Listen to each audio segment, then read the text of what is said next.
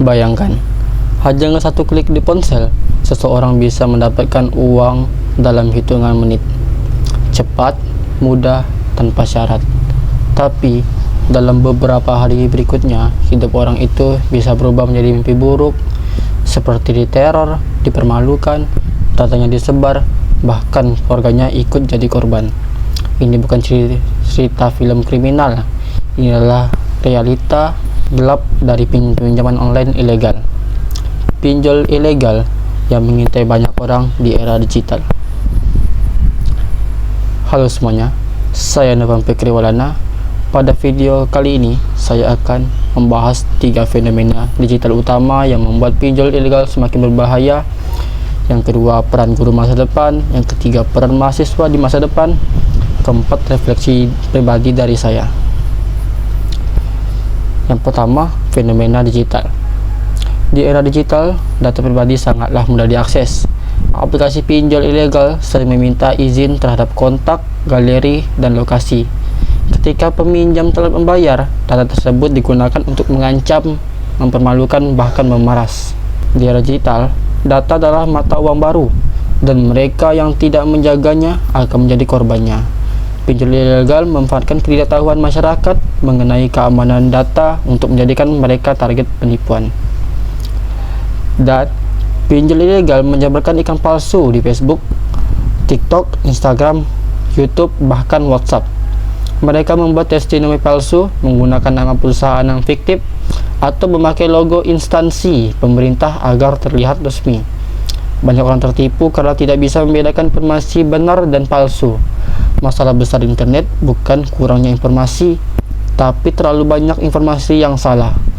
Ketidakmampuan masyarakat memfilter informasi membuat mereka sangat rentan terhadap penipuan finansial digital. Banyak masyarakat tidak paham tentang bunga, tenor, dan denda, ataupun risiko peminjaman. Akibatnya, mereka mengambil keputusan finansial secara impulsif, terutama ketika terdesak kebutuhan. Kemudahan tanpa pengetahuan adalah pintu cepat menuju masalah. Pinjol ilegal memanfaatkan kebutuhan masyarakat ketidakpahaman terhadap keuangan digital. Itu 3 fenomena terkait pinjol ilegal yang sering terjadi pada saat ini. Terus ada peran guru di masa depan. Yang pertama, guru sebagai edukator literasi digital. Guru perlu mengajarkan cara memeriksa legalitas aplikasi, membaca izin akses, memahami keamanan digital, dan mengenali tanda-tanda penipuan. Yang kedua, guru sebagai pembimbing literasi finansial. Guru membantu siswa memahami konsep bunga, risiko peminjaman, dan pengelolaan uang sehat. Dengan pengetahuan finansial, siswa tidak mudah tergiur pinjaman instan. Yang ketiga, guru sebagai kurator informasi. Guru membimbing siswa memilah informasi di internet. Peran ini sangat penting agar siswa tidak termakan iklan palsu dan testimoni fiktif dari pinjol ilegal. Yang keempat, guru sebagai role model etika digital. Guru menunjukkan contoh penggunaan teknologi secara etis, aman, dan tanggung jawab. Yang kelima, guru sebagai fasilitator diskusi tentang isu digital. Guru harus menyediakan ruang diskusi tentang fenomena seperti pinjol ilegal, penipuan digital, dan keamanan data. Diskusi membuat siswa kritis, peduli, dan lebih siap menghadapi risiko digital. Selanjutnya, ada peran mahasiswa di masa depan. Mahasiswa adalah generasi yang paling dekat dengan teknologi, dan justru karena itulah mereka punya peran besar dalam melawan fenomena pinjol ilegal. Yang pertama, mahasiswa sebagai agen edukasi masyarakat. Mahasiswa dapat mengedukasi keluarga, kerabat, dan lingkungan sekitar tentang cara mengecek pinjol ilegal melalui OJK. Yang kedua, mahasiswa sebagai penggerak literasi digital. Mahasiswa dapat membuat konten edukasi, kampanye digital, infografis, dan video mengenai bahaya pinjol ilegal.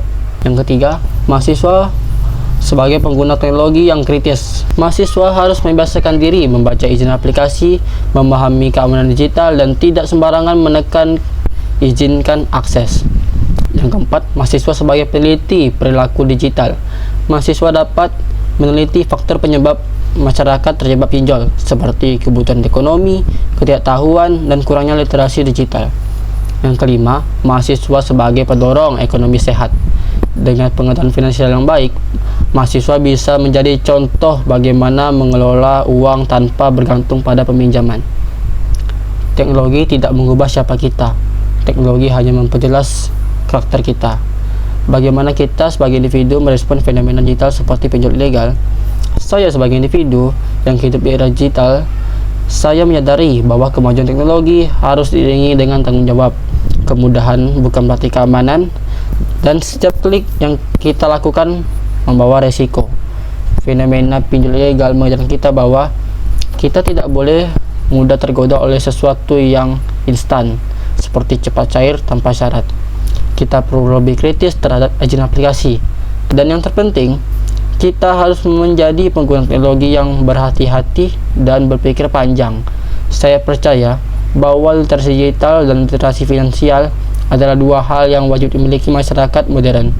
Kedepan, saya ingin menjadi pribadi yang tidak hanya cerdas dalam menggunakan teknologi, tetapi juga mampu membantu orang-orang di sekitar saya agar tidak menjadi korban dunia digital. Mungkin sekian dari saya yang dapat saya sampaikan. Jika ada salah kata, mohon maaf. Saya Novan Pekewala, signing out. Bye-bye.